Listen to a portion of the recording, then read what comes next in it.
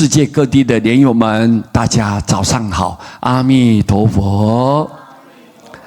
今天要为各位介绍，唯有你自己知道自己是什么。过去有一个公案，在遥远的西藏雪域的高原上，住了一位德高望重的老喇嘛。有一天，老喇嘛救了一只小老鼠，从此小老鼠就陪伴在老喇嘛的身边，但他却日渐感到不安与忧愁了。原来小老鼠一直对老喇嘛的家猫感到很惧怕，他希望老喇嘛能够把它变得比猫还强壮，这样他就不会再害怕猫了。老喇嘛沉思之后呢，决定帮小老鼠达成心愿，于是小老鼠就摇身一变，成为一只很漂亮的大灰狗哦。可是没有想到，这只小老鼠变成大灰狗，一看见那一只家猫，它还是吓坏了啊，赶紧夺回老喇嘛的房里面啊。于是小老鼠希望老喇嘛能够再把它变成更凶猛、更威武的动物。他相信唯有这样才可以解决它所有的问题。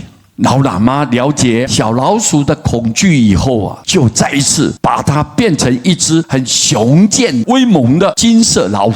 起初他在房里面闲逛漫步，很满意自己的威武能够吓坏所有人啊。直到他又看见那只家猫的时候呢，不由自主的又逃回去老喇嘛的身边去了。老喇嘛最后终于明白了小老鼠内心深处的恐惧因此告诉小老鼠一个人的外表如何并不重要，重要的是他的心，他的内心深处是一个什么样的人，就是真正的他。至于那些花花绿绿的外表跟掩饰，或许骗得了别人，但却骗不了自己。这个公案提醒我们，我们在追求名利富贵的这一条路上，我们可以穿着很体面，可以打扮得很高尚，荷包装得饱饱的，外表光鲜亮丽在别人面前，我们可以装，可以骗，可以假，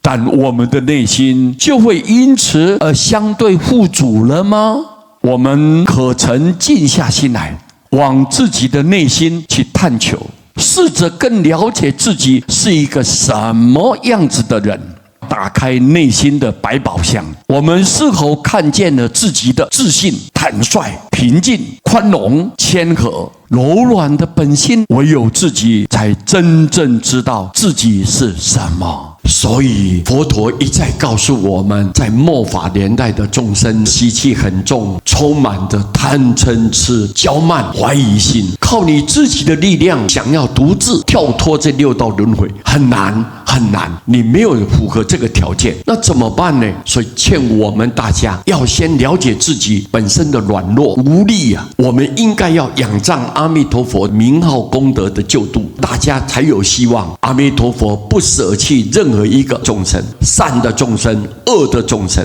心干净的众生、心肮脏的众生，阿弥陀佛绝对不分别，一律平等的救度。这一条道路是我们末法年代的众生唯一的希望。佛陀很清楚众生习性这么深、这么重、这么广，所以我们应该要警惕自己，马上要回过头来想一想，对我自己原来是什么样子的人。你应该要知道，要赶紧至诚恳切的好好念佛，人人都得到阿弥陀佛佛光的普照，名号的救度，人人都能往生西方，人人都可以成佛。我们借用这样子公案来提醒大家，阿弥陀佛。